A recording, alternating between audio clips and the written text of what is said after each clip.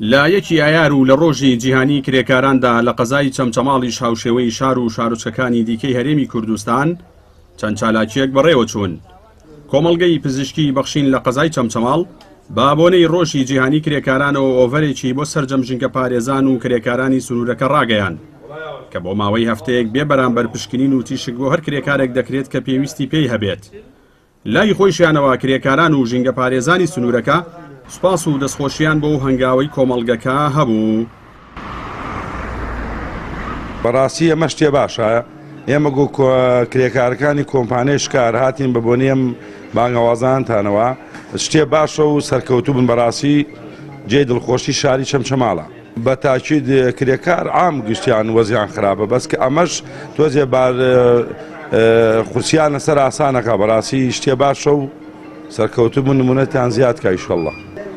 بە بۆنەی ڕۆژی جیهانی کرێکارانەوە وەکو کۆمەڵگەی پزیشکی بەخشین ئۆفەرێکمان ڕاگەاندەوە بۆ سەرجەم کرێکار و پاکەوان و ژینگە پارێزەکانی سنووری شارەوانی سنووری قەزای چەمچەماڵ شارەوانیەکانی تەکیە چەمچەماڵ شۆڕش بە تێکڕای نزیکەی 420 کرێکار و پاکەوان و ژینگە پارێزی سنووری قەزای چەمچەماڵ سودمەند ئەبن لەم بۆ ئۆفەرە و ئەو کرێکارانە ئەتوان لە ڕۆژی یەکی ئایار تاوەکو حوتی ئایار سەردانی کۆمەڵگەکەمان بکەن بە مەبەستی ئەنجامدانی پشکنین بۆ ئەو پشکنینانی کە خۆیان پێویستیانە. دیارە ئەم پشکنینانە بەبێ بەرامبەر لە کۆمەڵگەکەمان بۆیان ئەنجام ئەدرێ وەکو وەفایەک بۆ ئەو ڕێزوماندووبوونە و هەوڵدانی کە ئەوان ئەیدەین. هەروەها بۆ ساڵی چوارەم لەسەر یەک ڕێکخراوی ئایندا بۆ پاراستنی ژینگە بە هەماهەنگی لەگەڵ هەریەک لە شاری یاری شەهیدان و سەنتەری گەنجانی شۆڕش و سەرۆکایەتی شارەوانیەکانی چەمچەماڵ و شۆڕش و تەکێ مەراسیمێکی پێدانی خەڵات و نیوەڕۆخوانێکی بۆ نزیکەی 600 ژینگە پارێزی هەرسێ شارەوانی ناوبرا و ساز کرد.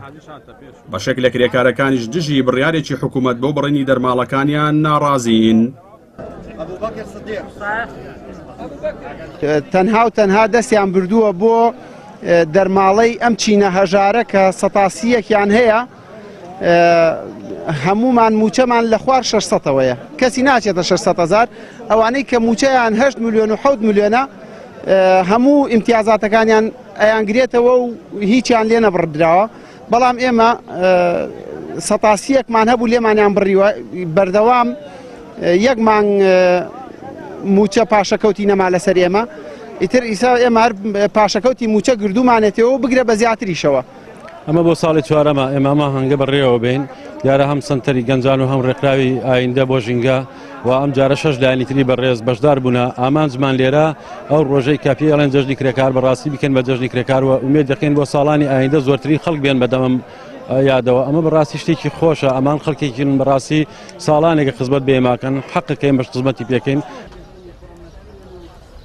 لە یەکی ئایاردا لەسەر ئاستی جیهان و هەرێمی کوردستان چەندین چالاکی جۆرا و جۆر ئەنجام دەدرێن بەڵام بە وتەی سەندیکاکانی تایبەت بە کرێکاران هیچ کام لەو چالاکیانە باری سەرشانی کرێکارانی سوک نەکردووە. گۆڕانکاریەکی ئەوتۆی لە ژیانی کرێکاراندا نەکردووە و کرێکار لە یەکی ئایاریشدا هاوشەوەی ڕۆژەکانی دیکە سەرقاڵی دابینکردنی بژێوی ژیانێتی. لە ماوەی 28 ساڵی ڕابردووشدا سەرڕای هەبوونی داهات و بودجەیەکی زەبەلاح حکوومەتی هەرێم هاوشێوەی چینەکانی دیکەی کۆمەلگا نەیتوانیوە گۆڕانکاری لە ژیانی کرێکاراندا بکات و کەمێک ماندووبوونی ڕۆژانەیان کەم بکاتەوە.